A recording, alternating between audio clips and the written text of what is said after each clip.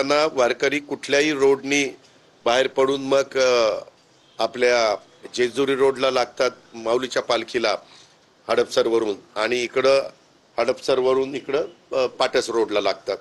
त्याच्यामुळे त्या सगळ्याचा आढावा आम्ही तास दीड तास घेतला. दोन्ही कलेक्टर आपले ह्याचे सोलापूर आणि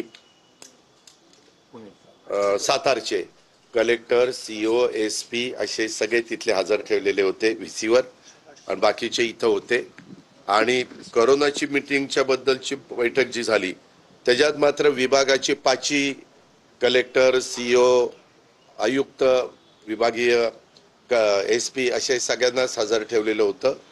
तेही VC वर आम्ही ती मीटिंग घेतली. त्यांचं पण काय म्हणणं आहे त्या 4 जिल्ह्यांचं ते पण ऐकून घेतलं, आणि त्याच्यातून काय पुढं कसं जायचं त्या सूचना दिलेल्या आहेत. आणि ही आषाढी एकादशीची पण यात्रा पालखी सोहळा हा व्यवस्थितपणे पार पाडला जावा, तिथं कुठल्याही प्रकारची अडचण येऊ नये. ह्यावेळेस आम्ही काही चेंजेस केलेले. उदाहरणार्थ, आमच्या पिंपरी चिंचवडची हद्द संपली की पुण्याची हद्द सुरू होते. हद्द संपली की तो पोलीस आमचा विभाग तिथला लगेच बाजूला जातो आणि दुसरा येतो. आम्ही त्यांना म्हणलं की तुम्ही थोडंसं पुढपर्यंत जावा. प्रत्येक पिंपरी चिंचवडनी पुण्याच्या हद्दीत पण अर्धा किलोमीटर 1 किलोमीटर जावं. पुणे शहरावाल्यांनी ग्रामीणमध्ये पण अर्धा 1 किलोमीटर पुढे जावं. पुणे ग्रामीणवाल्यांनी पण तिकडं अर्धा 1 किलोमीटर पुढं साताऱ्यामध्ये शिरावं. साताऱ्यावाल्यांनी पुढं सोलापूरपर्यंत जावं.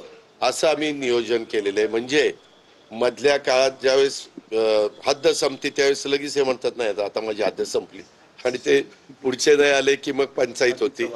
तर त्या गोष्टी सगळ्यांनीच एकोप्याने मान्य केल्या, आणि त्याच्यामध्ये व्यवस्थित चर्चा होऊन आम्ही या सगळ्याच्या अडीअडचणी दूर करण्याचा निर्णय घेतला. आणि जी जबाबदारी त्या टाटावर टाकलेली आहे, त्यांना सांगितलंय की सोमवारपर्यंत हे झालं नाही, सोमवारपर्यंतची मुदत त्यांनी घेतलेली आहे. आज सुट्टी आहे, उद्या सुट्टी आहे, जरा सुट्टीच्या वेळेस काम ट्रॅफिक कमी असल्यामुळे जास्त करता येतं.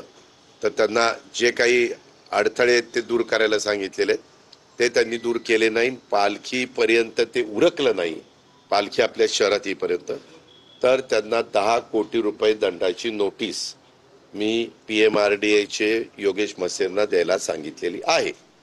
त्या प्रकारे त्यांना नोटीस आता जाईल. त्यांना त्यांची पण लोक होती.